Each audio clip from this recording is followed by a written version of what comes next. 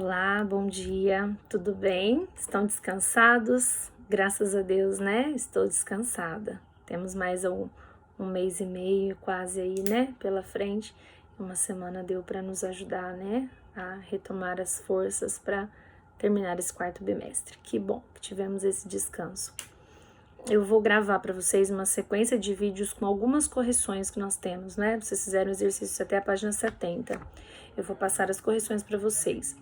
Algumas coisas eu vou fazer por vídeo, outras eu vou mandar o gabarito, tá?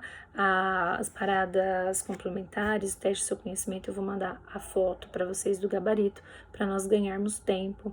Nós vamos hoje, hoje não dá tempo, amanhã, na quarta-feira, eu vou mandar para vocês um capítulo da apostila de produção de texto. E possivelmente na quinta-feira a gente comece a apostila 3, tá bem? Então, tomei nota aí que na quinta-feira, possivelmente, nós daremos início à apostila 3. Na página 50, nós estávamos lendo na aula, me lembro que acho que nós fizemos só a leitura desse texto, que é uma carta de reclamação, não é para uma construtora, uma pessoa aqui de Rio Preto fez essa reclamação referente ao barulho que a construção estava causando, né, estava atrapalhando o sossego, né, estava tirando a tranquilidade dos moradores dessa obra. Peguem lá na página 50, dê uma lida de novo no texto para você se recordar, né? Faz tempo que nós lemos e eu vou fazendo a correção. A cada resposta que eu der, confira a sua, pause o vídeo, tá? Coloque a resposta corretinha, ouça aí, vai pausando a minha fala e não deixe resposta errada, tá bem? Na sua apostila. Então, exercício 11 diz assim: no primeiro parágrafo do texto, o autor da reclamação faz uma ponderação à empresa antes de iniciar a crítica. Que ponderação é essa? Ponderar é se mostrar de certa forma amigável. Olha, eu compreendo a sua situação. Eu vou te falar uma coisa, mas eu compreendo o seu lado, né? Eu entendo o seu lado. Seria mais ou menos isso, nesse sentido aí, o ponderar. Se mostrar compreensivo, tá bem? Então, que ponderação é essa? Ele diz assim, que ele não é contra a construção de novos prédios ali, porque é bom para a região, valoriza a região, não é? Ele não é contra se construa. Ele vai falar outras coisas abaixo, né? Mas ele, logo no início do texto ele faz essa ponderação, ele se mostra amigável dessa forma.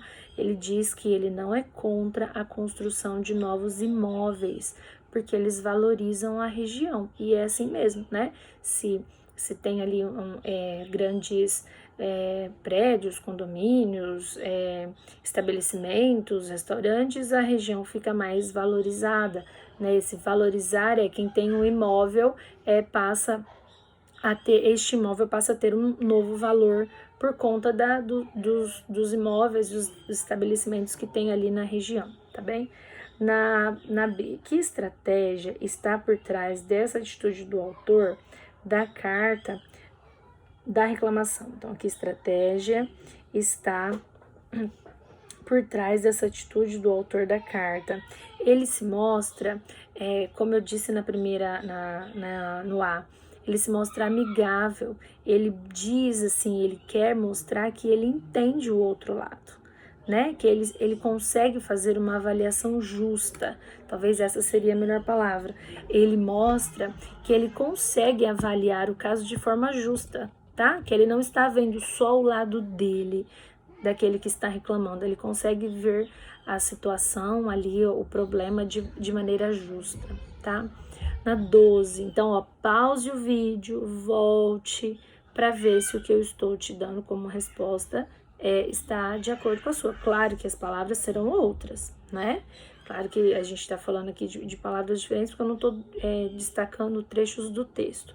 Mas avalie se a minha resposta está meio de acordo com a sua, tá bem? No segundo parágrafo, o autor da reclamação apresenta uma informação que vai contra o que ele pretendia apresentar, contradizendo-o. Contradizer é ir contra o que se diz, né? Então, ele apresentou alguma coisa que foi contra o que ele ia dizer. Que contradição é essa? né, a 12A. Que informação é essa e por que ela é contrária ao que se pretende dizer? Ele começa o texto dizendo assim: apesar de saber que em São José do Rio Preto não existe a lei do silêncio, então quer dizer, ele vai reclamar do barulho. Mas ele diz que ele está ciente de que em Rio Preto não existe lei do silêncio. Então, quer dizer, não existe uma lei que o proteja nessa reclamação. Então, meio que ele está sendo contrário. Eu vou reclamar do barulho, mas eu já digo que não existe lei para isso. Então, quer dizer, eu estou sem amparo, tá? Essa é a contradição. Ele diz que não existem leis, ou melhor, não existe a lei do silêncio em São José do Rio Preto. E por que ela é contrária? Contrária porque ele vai pedir silêncio, tá bem? Não, ele diz que não existe lei do silêncio e ela é contrária porque ele escreve a carta pedindo silêncio, tá bem? Na B, analise o motivo que poderia ter levado o autor a fazer esse tipo de afirmação em seu texto. Possivelmente, pelo tom dele amigável no início. Olha, eu reconheço que construções aqui na nossa região são bem-vindas, né? Valorizam os imóveis. Eu sei que não existe a lei do silêncio. Por que será que ele faz isso, né? Ele prepara o ambiente antes de fazer a crítica, de apresentar a colocação dele, porque ele está tentando mostrar ali para o seu interlocutor que é necessário também ponderar, também analisar de forma justa, né? Então, se eu estou vendo essa situação de forma justa, se eu estou ponderando, você, interlocutor da construtora, também pode ver. Não existe lei do silêncio, mas você pode analisar o nosso caso com bom senso, tá? Então, seria ele uma troca, ele se apresentou primeiro amigavelmente e depois ele pediu também essa retribuição, tá? Analise aí de que maneira a minha resposta possa se encaixar com a sua, tá bem? 13. Volte ao texto e escolha algumas palavras que apresentem encontros vocálicos. Apresente 2 palavras que contenham ditongos e mostre em qual sílaba elas estão presentes. Se você quiser anotar aí para me mostrar na quinta-feira, aí eu analiso a sua corretamente, tá? Porque às vezes eu vou dizer 2 palavras aqui que não são as mesmas que você colocou e você vai ficar na dúvida. Então anote aí, se você estiver em dúvida, se será que a sua tem ditongo ou não, na quinta-feira, na aula online, você me pergunta e eu te respondo, tá bem? Então, duas palavras que contenham ditongo e em qual sílaba elas estão presentes. Sou é um caso de ditongo. Sou fica na mesma sílaba. Nós não separamos a sílaba dessa palavra. Sou, S-O-U, tá bem? Sou. E o ditongo é o O e o U. Eles ficam juntos na mesma sílaba, tá bem? Outra palavra é condomínio. Condomínio, nio, né? O I e o O não são separados.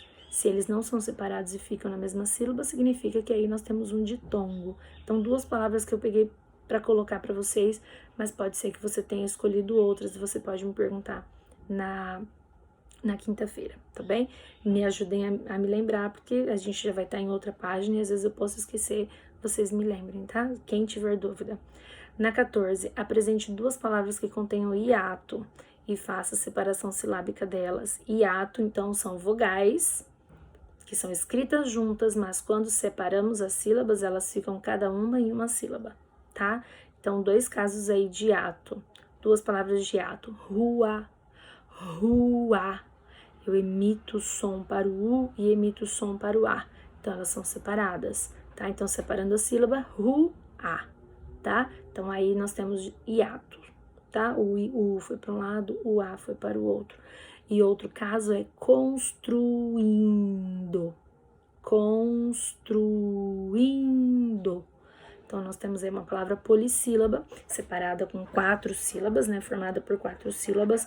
O U e o I também são separados. Construim, tá bem? Então, nós temos aí hiato. Na 15, eu vou correr para... Ixi, o vídeo já foi grande já. Eu vou pausar o vídeo, senão vai demorar demais para carregar no YouTube.